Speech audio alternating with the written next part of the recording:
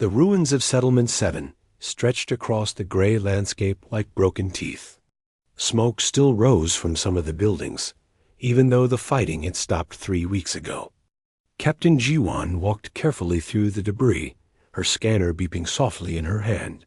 Her team had searched 12 settlements already. They had found bodies, burned homes, and empty streets. They had not found survivors. "Captain, I'm getting a reading," her assistant called out. "Section 9, underground." Jiwan moved quickly toward the collapsed building. The scanner showed movement below ground.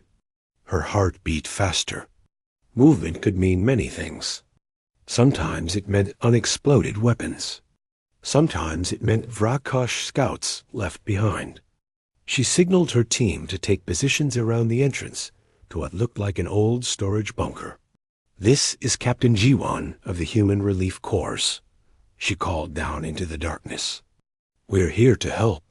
If anyone is down there, please respond." Silence answered her. Then, after a long moment, a small voice came up from below. "How many are you?" Jiwan blinked in surprise. The voice belonged to a child. "There are 6 of us. All human. All here to help survivors." "Prove it," the voice said. "Tell me something only a human would know." Jiwan thought quickly. "When we're scared, we sing. When we're hurt, we cry. When we lose everything, we keep going anyway. That's what makes us human." Another pause. Then the voice said, "You can come down, but slowly. I have weapons." Jiwan climbed down the ladder into the bunker, her hands raised to show they were empty. Her helmet light cut through the darkness. What she saw made her stop breathing for a moment. A girl sat in the corner, small and thin, with tangled black hair and eyes that looked too old for her face. She held a makeshift spear pointed at Jiwan. The walls around her were covered with marks and drawings. Maps of the settlement. Numbers and symbols. Tactical notes written in a child's handwriting. "I'm Jiwan," the captain said softly. "What's your name?" "Hana," the girl said. She didn't lower the spear. "Are they really gone?" "The Vrakesh?" "Yes. The fleet drove them back 2 sectors. This world is clear now." Hana's arms trembled, but she still held the weapon steady. "You're not lying to make me come out?" "I'm not lying. I promise." Finally, slowly, Hana lowered the spear. Jiwan saw her clearly now. The girl was maybe 11 years old, wearing clothes that were too big for her and boots wrapped with wire to stay on. Her hands had scars across the palms. Her face was dirty, but her eyes were alert and sharp. "How long have you been alone?" Jiwan asked. 147 days, Hana said immediately. "Since the last attack. Since everyone else died." Dr. Mino came down the ladder next, medical kit in hand. He looked around the bunker with wide eyes. There were supplies organized in neat rows. Water containers. Food packages, carefully rationed. A sleeping area with blankets. And in one corner, a collection of weapons that made Jiwan's blood run cold. Vrakesh blades. Scavenged rifles. Homemade explosives. "Hana," Minho said gently. "May I check if you're injured?" The girl watched him for a moment, then nodded. As Minho examined her, Jiwan looked more closely at the wall markings. They weren't random. They were a record. Dates of attacks. Patrol patterns of the enemy. Weak points in Vrakesh armor. Places where she had set traps. "Captain," one of her team members called from outside. "You need to see this." Jiwan climbed back up. Her team had found something 300 meters from the bunker. Bodies, 17 Vrakesh warriors, scattered across a plaza. They had been killed over different days, by different methods. Traps, ambushes. One had been crushed by a fallen building. The engineering was clever and cruel. "She did this," Jiwan said quietly. An 11-year-old child did this. When she returned to the bunker, Mino was wrapping a bandage around Hana's arm.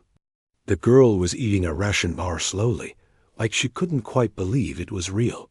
"Hana," Jiwan said, sitting down across from her. "What happened here? Can you tell me?" Hana was quiet for a long time. Then she spoke, her voice flat and distant. "The Vrakesh came at night. Mom told me to run to the bunkers. Dad stayed to fight with the others.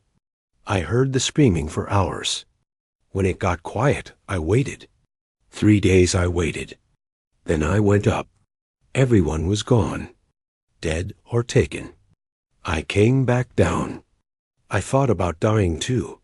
"But you didn't," Jiwan said. "No, I got angry instead." They kept coming back.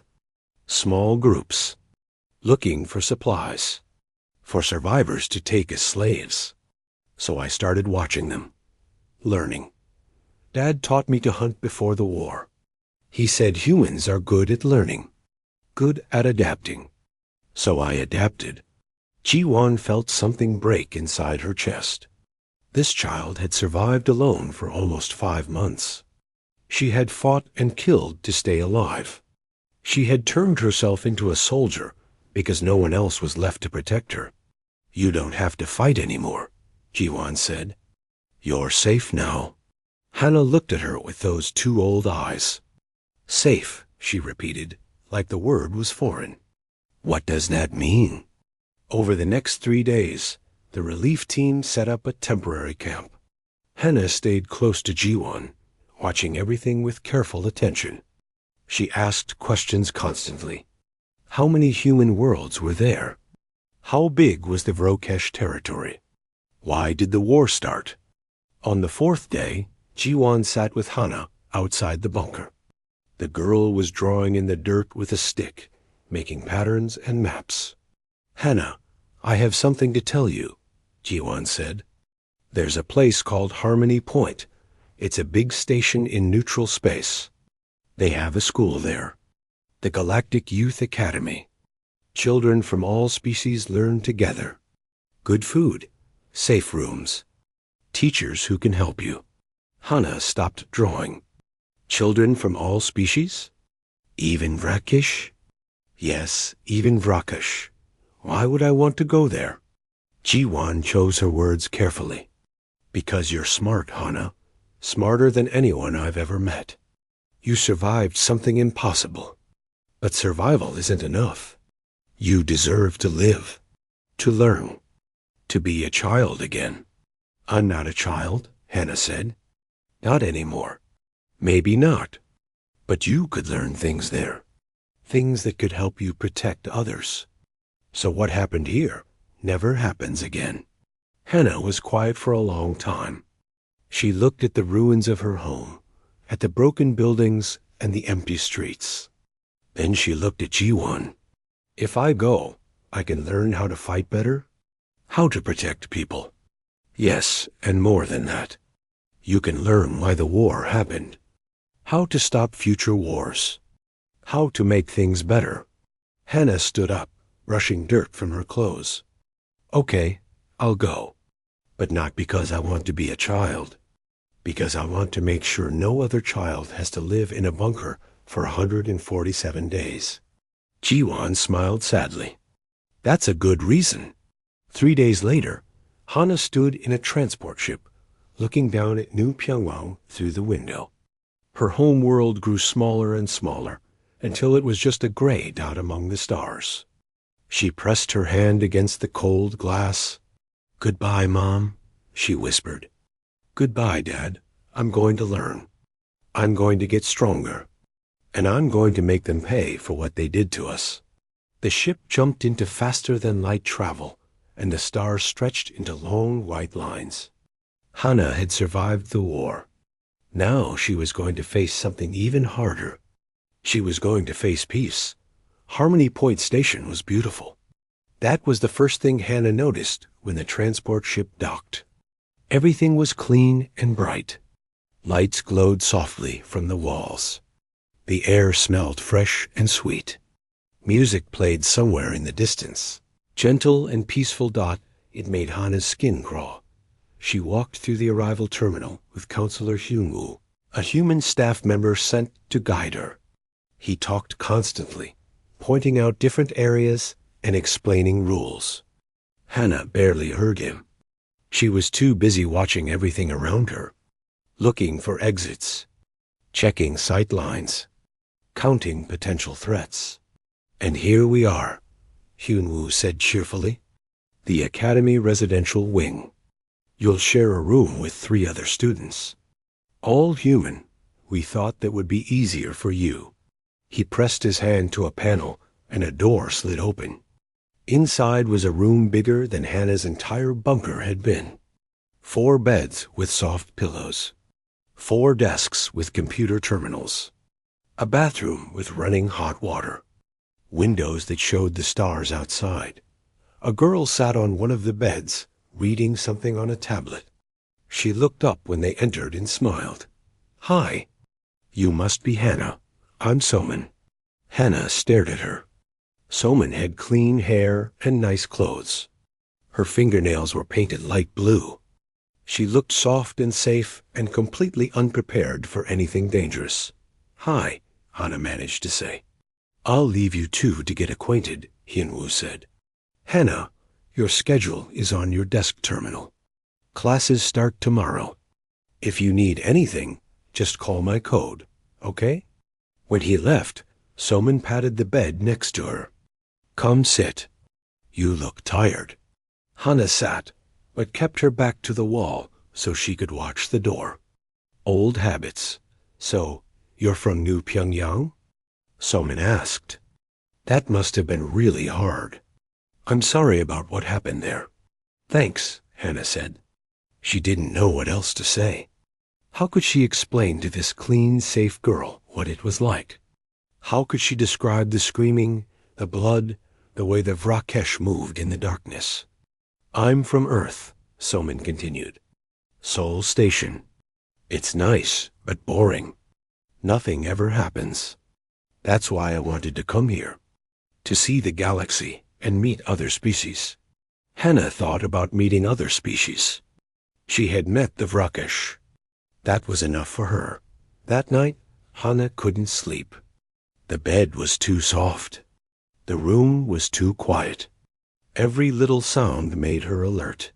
When Soman got up to use the bathroom in the middle of the night, Hana had a knife in her hand before she even realized it. Just a dinner knife she had taken from the cafeteria, but still. "Sorry," Hana whispered, putting it away. "Bad dream." Soman just smiled sleepily and went back to bed. She didn't understand. How could she? Classes started the next morning. Hana followed her schedule to something called Introduction to Galactic History. The classroom was huge, with seats arranged in a circle. Students of every species sat together. Some had fur. Some had scales. Some looked like they were made of crystal or light. And in the back row, Hana saw them.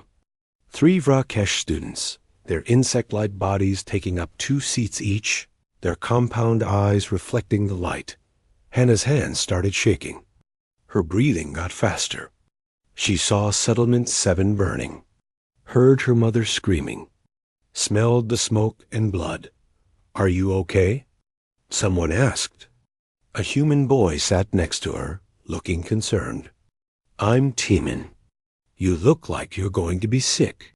"I'm fine," Hana said through gritted teeth. She sat down and forced herself to breathe slowly. In and out. In and out. The Vrakesh here weren't warriors. They were students. This was a school, not a battlefield. But her body didn't believe that Dot the teacher, a tall being made of floating blue light, began the lesson. They talked about the history of the Galactic Council, about peace treaties and trade agreements, about cooperation between species. Hana tried to pay attention, but she kept glancing back at the Vrakesh students. One of them noticed her staring. He tilted his head in what might have been curiosity. Hana looked away quickly. After class, Timin walked with her toward the cafeteria. So, where are you from? New Pyongyang, Hana said. Timin's eyes widened. Oh, wow. You were there during the war? I'm sorry. That must have been terrible. It was. But hey, you're here now. That's good, right? You get to learn and make friends and forget about all that bad stuff. Hana stopped walking. She looked at Timin with his clean clothes and his easy smile. Forget about it? Not forget, but move on. Start fresh. My parents are dead, Hana said flatly. Everyone I knew is dead. I lived in a hole in the ground for 5 months. I killed 17 Vrakesh warriors just to survive. You think I can just forget that? Timin's face went red. I didn't mean. I'm sorry. Hana walked away. She wasn't hungry anymore. The next few days were difficult. Hana went to classes, but nothing made sense. Teachers talked about art and music and mathematics. They assigned reading about philosophy and ethics. What did any of that matter? What good was poetry when someone was trying to kill you? In physical education class, they played games. Tag and ball sports. Hana watched in disbelief. This was training? This was preparation? On her world, physical education meant learning to run for your life, learning to hide, learning to survive. But then came tactical simulation class.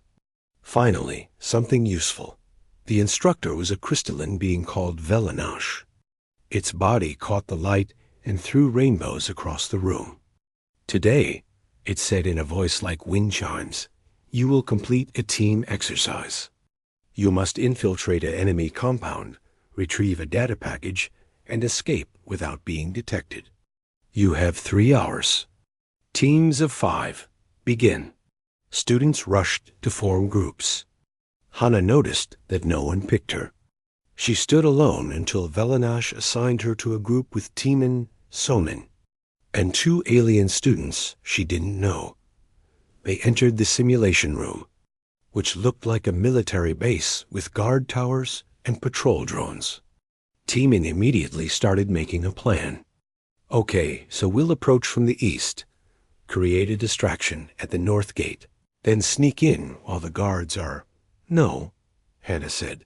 Everyone looked at her. That won't work. The guards will call for backup. We'll be trapped. Do you have a better idea? Timin asked, sounding annoyed. Hana studied the compound. She saw the patrol patterns, the weak points, the places where the simulation creators thought they were clever, but actually left openings. She saw it all clearly, like she was back in Settlement 7, planning her next ambush. Yes, she said. Follow me. Do exactly what I say. What happened next shocked everyone. Hana moved through the simulation like a ghost. She knew when to run and when to freeze. She found a drainage tunnel the others had missed. She disabled guard drones with the electromagnetic pulse she built from spare parts in the compound. She got the data package and led her team out through a route that avoided every sensor and patrol. 12 minutes. That was how long it took them. The simulation ended, and they stood back in the regular classroom. Valanash's crystalline body flickered with surprise. That is ... unprecedented. Most teams take 3 hours and fail. Some take 2 hours and succeed with heavy losses. You completed it in 12 minutes with no losses. The other students stared at Hana. Some looked impressed. Some looked afraid. How did you do that? Soman asked quietly. Hana shrugged. It's just survival. You find the patterns. You use the environment. You stay alive. That night, Counselor Hyunwoo came to visit her. He sat on the edge of her bed with a concerned expression. Hana, the instructors are worried about you. I'm doing well in tactical class, Hana said defensively. That's part of the problem. You're doing too well. The methods you used in that simulation, they would be considered war crimes in actual combat. The way you disabled those drones could have killed real guards. The route you took would have left your team exposed to lethal crossfire if the enemy had been using real weapons instead of simulation lasers. Hana frowned. But we survived. We won. Yes, but at what cost? Hana, you're not in a war anymore. You don't have to think like a soldier. Then how should I think? Hinwu sighed. Like a student. Like a child. You're 11 years old. You should be learning math and reading stories, not planning military operations. After he left, Hana lay in the dark and thought about his words. She couldn't unlearn what war had taught her. She couldn't stop seeing threats everywhere. The academy wanted her to be normal, but normal had died in Settlement 7. On her 5th night at Harmony Point, Hana had a nightmare. She dreamed she was back in the bunker, hearing the Vrokesh searching above her. She woke up screaming. Soman was there immediately, holding her hand. It's okay. You're safe. It was just a dream. It's not a dream, Hana gasped. It happened. It was real. I know. But it's over now. You're here. You're safe. Hana wanted to believe her. But every time she closed her eyes, she saw the ruins and the bodies. Every time she relaxed, she felt like she was making a mistake. Safety was an illusion. Peace was temporary. The only truth was survival. And deep down, Hana knew her hardest battle was just beginning. 3 weeks into her time at the academy, Hana started noticing patterns. Not the kind of patterns she looked for during the war. Different patterns. Quieter ones. In mathematics class, the teacher always called on alien students first. When human students raised their hands, they waited longer. Sometimes they didn't get called on at all. In science lab, the alien students had access to better equipment. They had neural interfaces that let them calculate faster. They had genetic enhancements that made their memory perfect. Humans had to do everything the old way, with paper and thinking. During group projects, aliens would talk over human students. They would take credit for human ideas, and the teachers rarely corrected them. Hana watched all of this with the same careful attention she had used to watch enemy patrols. She said nothing at first. She just observed. One day in the cafeteria, she sat with Timan and Soman. A boy named Dayan joined them. He was older, maybe 16, and had been at the academy for 2 years. You're Hana, right? He said, the girl from New Pyongyang. Yes. I heard about your simulation score. 12 minutes. That's impressive. Thanks. Daeun leaned forward. Has anyone told you yet how things really work here? What do you mean? I mean the truth. Humans aren't really welcome at the academy. We're tolerated. There's a difference. Tinan frowned. That's not true. The academy accepts students from all species equally. On paper, yes, Dayan said. But look around. How many human students do you see? Maybe 50 out of 3,000 students. And how many humans win academic awards? Almost none. How many get chosen for advanced programs? How many become student leaders? Hana had noticed this too, but hearing someone say it out loud made it real. It's because they're smarter than us, Timan said quietly. Their species evolved with better brains, better bodies. They have technology built into them from birth. We're just ... basic. No, Hana said sharply. Everyone looked at her. We're not basic. We're different. Different isn't worse. Tell that to the teachers, Dayan said. Tell that to the council. They think humans are primitives who got lucky. They think we don't belong in galactic society. That night, Hana couldn't sleep again. She kept thinking about what Dayan said. She thought about how the teachers looked at human students, like they were trying but failing, like they were cute for attempting to keep up with superior species. It reminded her of how the Vrakesh looked at humans before the war, like they were nothing, like they didn't matter. The next day in combat training, something happened that changed everything.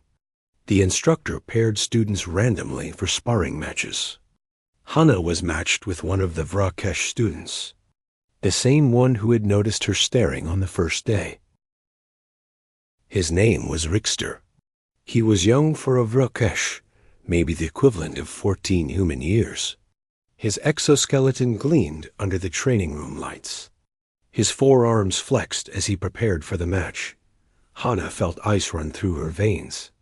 She saw Settlement 7 again, saw the Vrakesh warriors tearing through buildings, heard the clicking sounds they made when they hunted. "Begin," the instructor said. Rickster approached carefully, his movements measured and respectful. This was just training, just practice. Hana didn't care. The moment he got close, something snapped inside her. She attacked with everything she had. Not training moves, not practice strikes. Real combat. The kind meant to kill. She went for his joints, where the exoskeleton was weak. She used a training stick like a spear, aiming for his eye clusters. She fought like she was back in the ruins, fighting for her life. Rickster stumbled backward, confused. He tried to defend without hurting her, but Hana didn't give him the chance. She was faster than he expected, more vicious, more desperate. "Stop!" the instructor shouted. "Hana, stop!"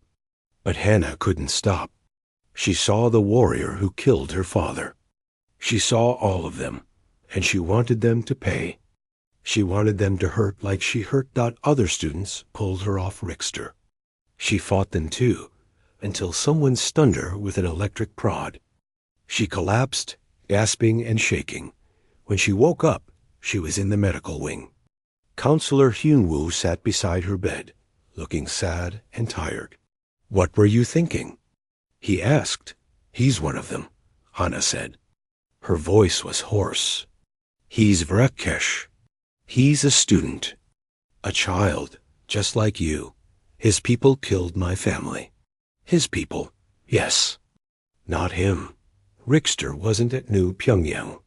He wasn't even a warrior. He came here to learn, just like you." Hana turned her face away. She felt empty and angry and confused all at once. "There's going to be a hearing," Hyunwoo said. "The academy takes violence seriously. You could be expelled." "Good. I don't want to be here anyway." But that was a lie. Somewhere deep down, Hana did want to be here. She wanted to learn. She wanted to understand the galaxy that had taken everything from her. She just didn't know how to do that without fighting.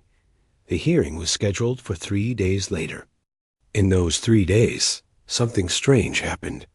Human students started talking to Hana. Students she had never met came up to her in the hallways. "I heard what you did," a girl named Subin said. "Standing up to a Vrakesh. That took courage." "I didn't stand up to him," Hana said. "I attacked him. Same thing, isn't it?" Someone finally showed them that humans aren't weak. But Hana didn't feel strong. She felt stupid and angry and out of control. On the day of the hearing, Hana walked into the tribunal chamber. It was a big room with high ceilings. 5 instructors sat at a curved desk at the front. Rickster sat on one side with his guardian. Hana sat alone on the other side. The head instructor, an ancient turtle-like being called Thrawn, spoke in a slow, deep voice. "Hana of New Pyongyang, you are charged with assault against another student. How do you answer?" "Guilty," Hana said. "No point in lying. Do you have anything to say in your defense?" Hana thought about making excuses, about explaining her trauma and her nightmares. But what was the point?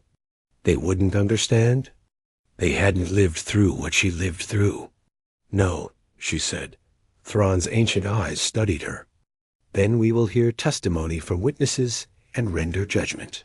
But before anyone could speak, Rickster stood up. His voice was soft and clicking, translated by a device at his throat. I wish to speak. The instructors looked surprised, but nodded. I do not want Hannah punished, Rickster said. What she did was wrong, but I understand why she did it. My people destroyed her world, killed her family. She sees me, and she sees them. How can I blame her for that? Hannah stared at him. This wasn't what she expected. I came to this academy because I am ashamed, Rickster continued. Ashamed of what the swarm does.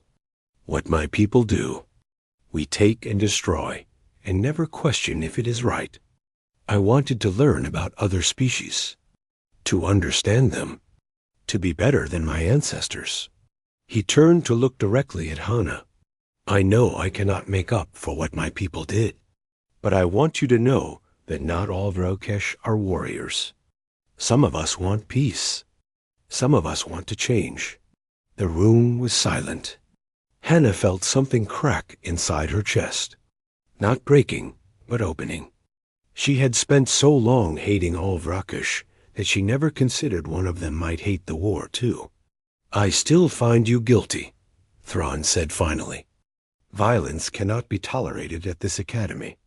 But given the circumstances, your punishment will be suspended. You will attend counseling sessions. You will write an apology to Rickster.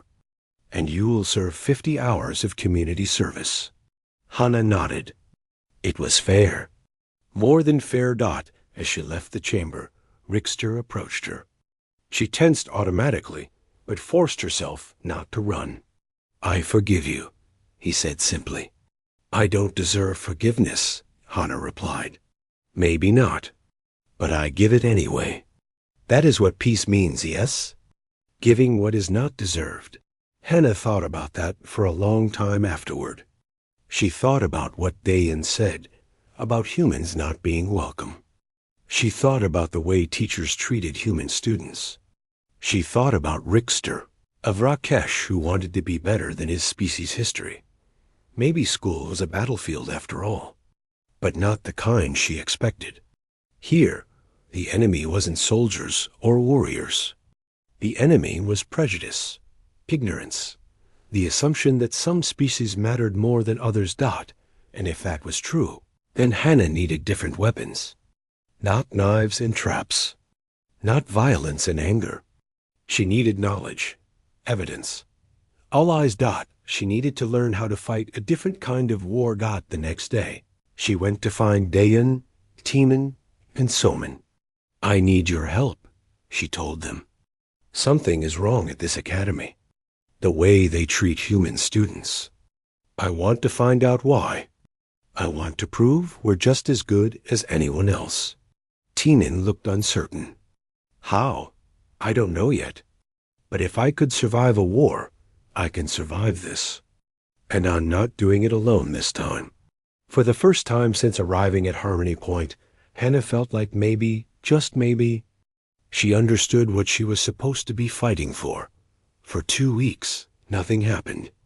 Hannah attended her classes, did her community service, and met with a counselor twice a week. She was starting to feel almost normal.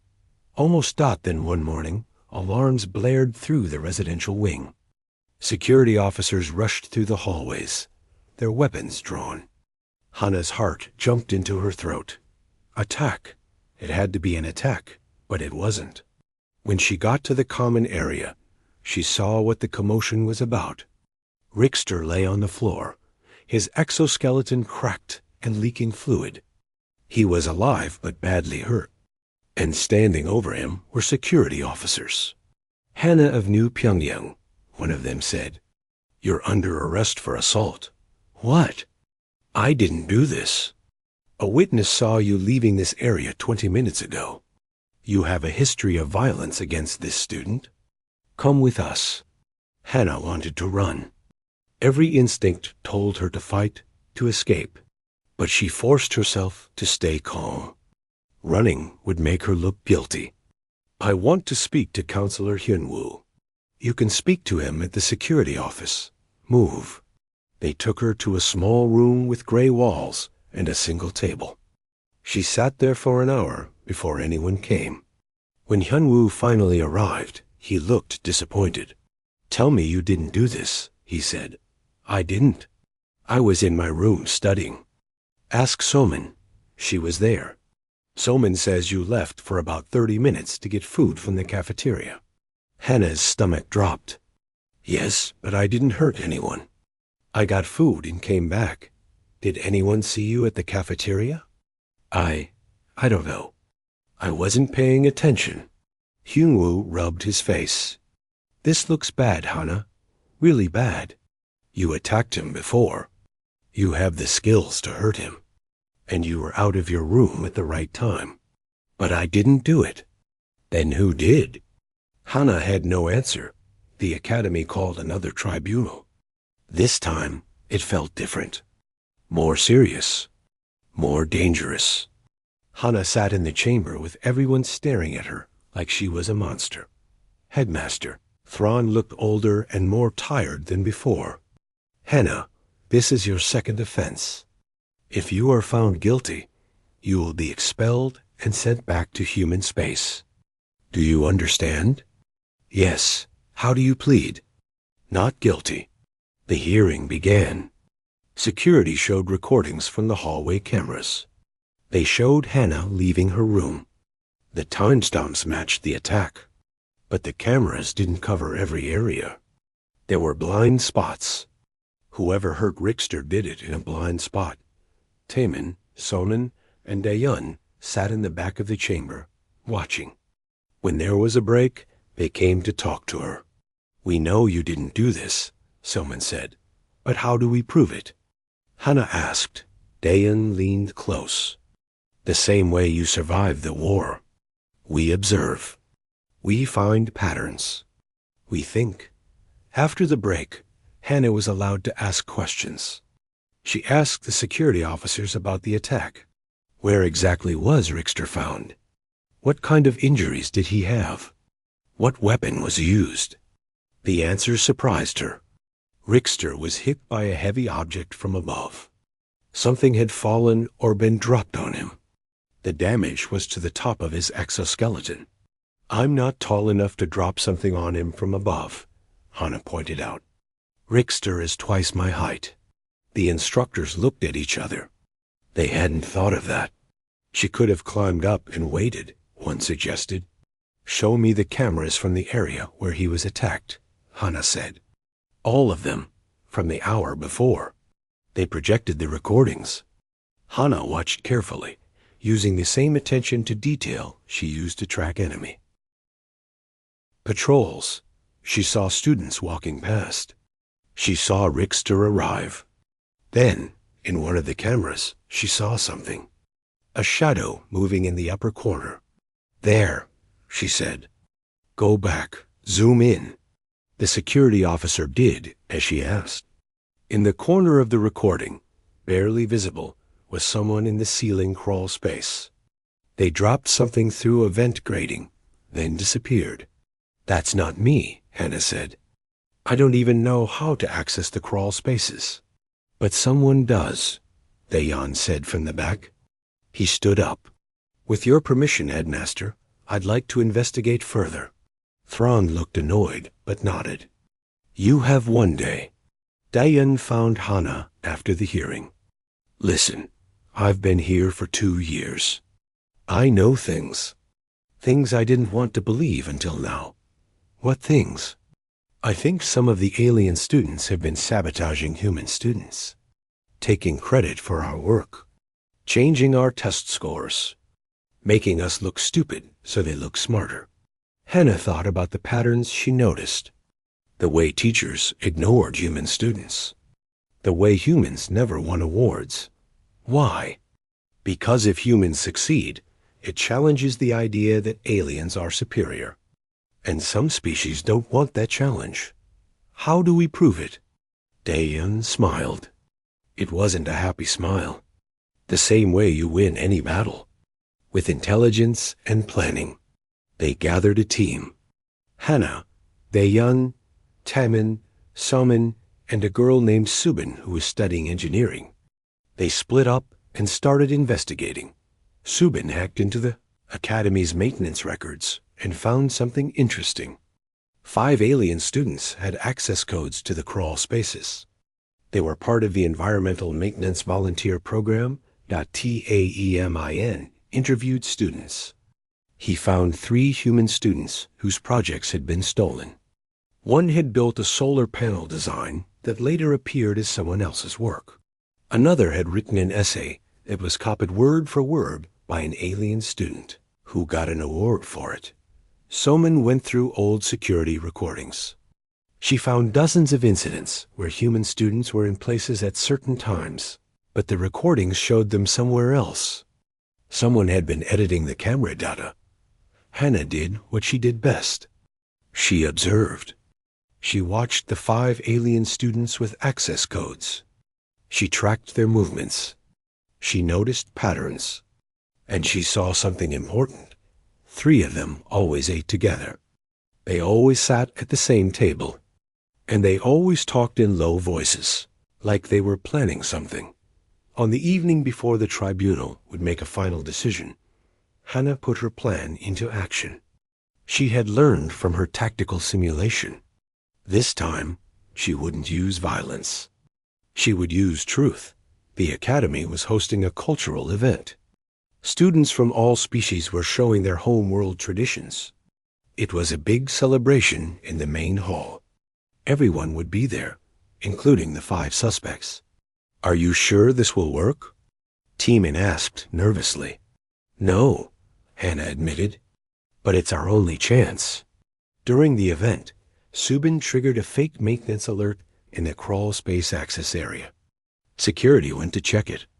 And while they were there, Hannah made sure they found something. Evidence. Tools that matched the weapon used on Richter.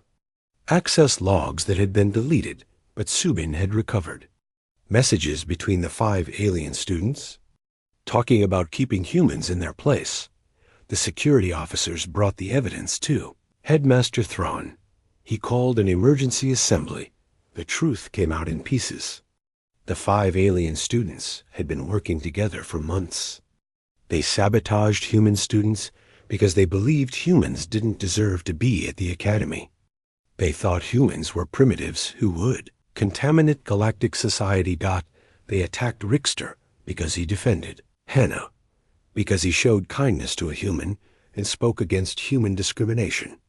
They wanted to blame Hannah because it would prove their point, that humans were violent and dangerous. But why? One of the instructors asked. Why go to such lengths? One of the alien students, a snake-like being, hissed angrily. Because they don't belong here. Look at them. No enhancements. No superior genetics.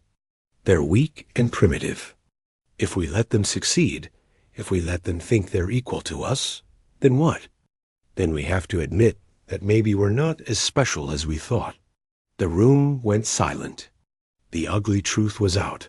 Headmaster Thrawn's voice was cold and hard. You 5 are expelled immediately, and I will be recommending to the Council that all Academy staff undergo training on species bias. He turned to Hannah. I owe you an apology. We all do. This Academy is supposed to be a place of learning and equality. Instead, we allowed prejudice to poison it. That ends now. After the assembly, Richter approached Hannah. His exoskeleton was still healing, but he moved carefully toward her. Thank you, he said. You cleared your name and mine. I'm sorry you got hurt because of me, Hannah said. Not because of you. Because of hatred. But you fought it without violence. That is more impressive than any battle. For the first time since arriving at Harmony Point, Hannah smiled. A real smile. That night, she sat with her friends in their room. They were all exhausted but happy. You know what this means? Daeyeon said. We actually changed something. We made the Academy better. It's not over, Hannah said. This was just 5 students. There's still prejudice everywhere. In teachers, in the system, in how humans are treated. So what do we do? Someone asked. Hannah thought about it. She thought about everything she survived, everything she learned. We keep fighting, but we do it smart. We prove that humans belong here. We show them what we can do. How? Teeman asked. Hannah looked at each of her friends. Together.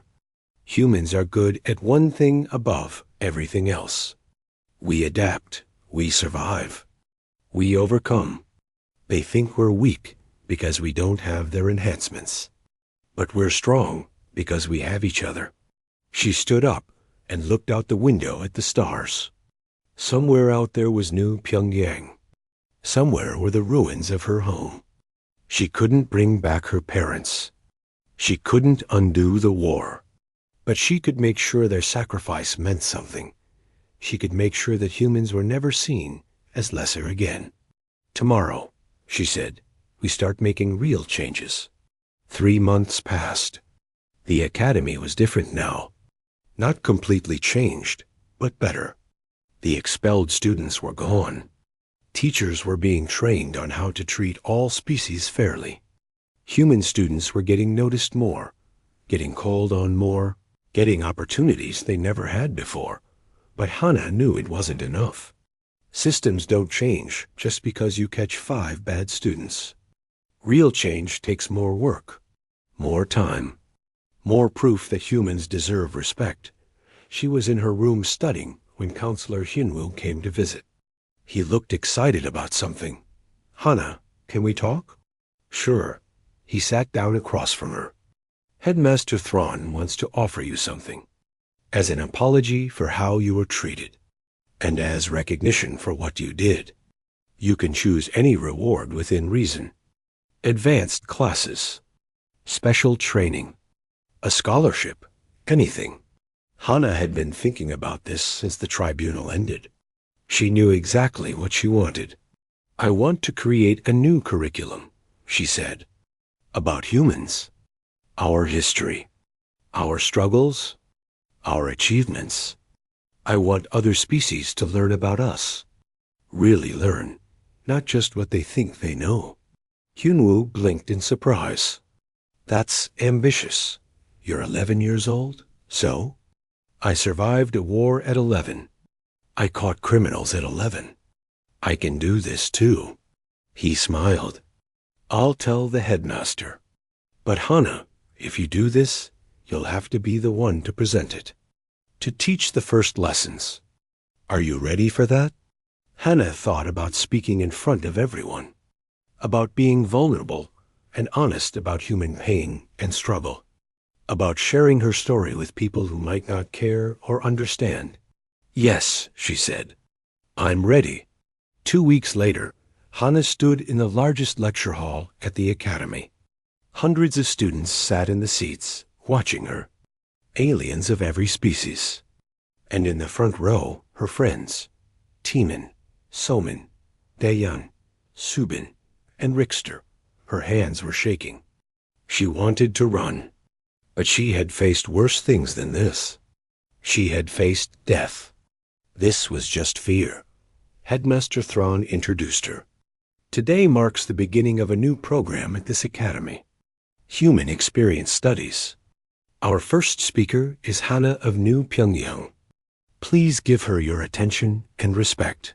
Hannah walked to the center of the stage. She took a deep breath. Most of you know me as the human girl who survived the war, she began. Her voice was quiet at first, but got stronger as she continued. You know me as the one who attacked a Vrakesh student, who got accused of attacking him again, who almost got expelled. The room was silent, listening. But I want to tell you about someone else. My mother. Her name was Jian. She was a botanist. She spent 20 years trying to make New Pyongyang soil better so we could grow more food. She worked every day, even when it was hard, even when funding was cut, even when people said it was impossible. That's what humans do. We don't give up. Hannah pulled up an image on the screen behind her. Her father. This is my father. His name was Min Woo. He was a teacher. He taught human children and alien children together. He believed that education could bring peace, that if we understood each other, we wouldn't fight. He died defending his school, defending his students. All of them, human and alien. More images appeared. Her settlement before the war. Happy people. Markets and gardens. Schools and homes. This is what we built, humans, with no genetic enhancements. No neural implants. No superior technology. Just work and hope and stubbornness. We built a home on a hostile world. We made it beautiful. Then the images changed. The ruins. The destruction. The bodies. Some students looked away. But Hannah made herself keep going. The Vrakesh swarm came. They took everything. And I survived. People act like that makes me special. Like I'm some kind of hero. But I'm not. I'm just what humans are. We survive. When everything is taken from us, when we have nothing left, when everyone says we should give up, we keep going. That's not special. That's just human. She paused, looking out at all the faces watching her. I came here angry. I came here broken. I thought peace was weakness. I thought survival meant fighting everyone. But I learned something. I learned that humans don't survive alone. We survive together. My friends helped me. They believed in me when I didn't believe in myself. She pointed to the front row. Soman listened to my nightmares and never judged me. Timan tried to make me feel welcome, even when I pushed him away. Dayan showed me that fighting isn't always physical. Subin used her intelligence to find truth. And Rickster, of Rakash, showed me forgiveness when I didn't deserve it. Rickster clicked softly, the Vrakesh sound of acknowledgement. You want to know what makes humans special? Hannah continued. It's not that we're smarter. We're not. It's not that we're stronger. We're not. It's that we're adaptable. You put a human in any situation, any environment, any challenge, and we figure it out. We learn. We change. We survive. She brought up data on the screen. Statistics she and Subin had compiled. Humans make up less than 2% of academy students. But did you know that humans have started 60% of the study groups here? That humans volunteer for community service more than any other species? That when there's a crisis, humans are always the first to help? The students murmured, surprised. You treat us like we're primitive, like we're less. But we're not less. We're different. And our differences make the galaxy stronger. Humans bring creativity, emotional intelligence, the ability to cooperate across species lines. We bring hope. Hannah's voice got quieter now, more personal. I lost everything in the war. My family, my home, my childhood. I should hate the galaxy. I should hate everyone who isn't human. But I don't, because I learned that we're all just trying to survive, trying to find our place, trying to matter. She looked directly at the alien students in the room. I'm not asking you to pity humans. I'm not asking for special treatment. I'm asking you to see us, really see us, not as primitives or victims or threats, but as equals, as partners, as people who have just as much right to be here as anyone else. The room was completely silent now. Hannah could see some students crying. Others looked thoughtful. Some looked uncomfortable, which was good. The truth should be uncomfortable sometimes. This is just the first lesson, Hannah said. There will be more. We'll learn about human art and music, about our scientists and explorers, about our mistakes and our triumphs, about what makes us human. She took a deep breath. And maybe, if we're lucky, we'll learn that being different isn't something to fear. It's something to celebrate. When she finished, the room stayed quiet for a moment. Then Rickster stood up. He began clicking in the Vrakesh way of showing respect. Other Vrakesh students joined him. Then students from other species started clapping. The sound grew louder and louder until the whole hall was applauding. Hannah felt tears on her cheeks. She wiped them away quickly, but more came. These were different tears, though. Not from pain, from relief, from hope. After the presentation, dozens of students came to talk to her. Some apologized. Some asked questions. Some just wanted to say that they heard her and they understood. That night, Hannah sat with her friends in the common area. They were all exhausted but happy. "You did it," Soman said. "You really did it." "We all did it," Hannah corrected. "I couldn't have done any of this alone." Teeman grinned. "So what's next? You going to reform the whole Galactic Council?" Hannah laughed. It felt strange but good. Maybe someday. For now, I just want to keep learning. Keep teaching. Keep proving that humans belong. Dayan raised his drink. To humans. The species that never gives up. To humans. They all echoed. Later, Hannah sat alone in her room. She pulled out a piece of paper and began writing. It was a letter to her parents. She had written many letters since their death, but never sent them anywhere. She just needed to say the words. "Dear Mom and Dad," she wrote. "I'm at the academy now. I'm learning. Not just about tactics and survival, but about people. About peace. About hope. I know you'd be proud of me. Not because I survived, but because I'm finally living. I miss you every day. I see Mom in every garden I pass.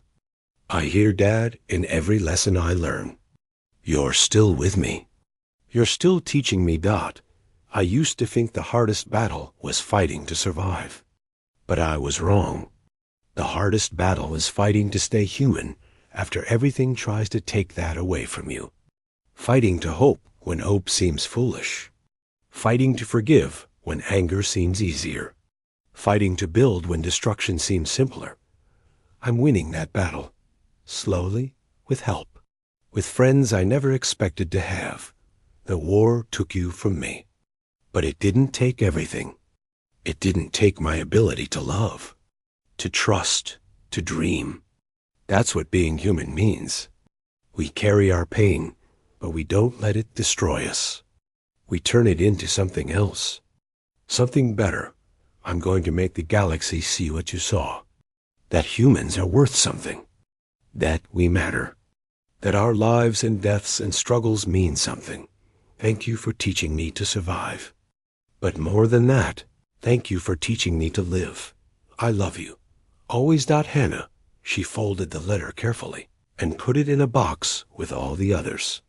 Someday, maybe she'd bury them on New Pyongyang. Let her words rest with her family. But for now, they stayed with her. A reminder of where she came from and why she fought. She looked out the window at the stars. Somewhere out there, humanity was still struggling. Still fighting for recognition. Still trying to prove they belonged in the galaxy. But they would make it. Hannah knew that now. Because humans always did. They adapted. They survived. They overcame. And when they won, it wouldn't be with weapons or violence. It would be with exactly what made them human. Heart, hope, and the stubborn refusal to give up. Hannah smiled. At 11, she had survived war. Now, at 11, she was learning to survive peace. And somehow, peace was harder. But it was also better. So much better. She turned off the lights and got into bed. For the first time since leaving New Pyongyang, she didn't have nightmares. She dreamed instead of the future. Of a galaxy where humans weren't tolerated but celebrated. Where differences were strengths. Where a girl from the ruins could stand on a stage and change minds. It was a good dream. And like all human dreams, she was determined to make it real. The war had ended. But the real victory was just beginning.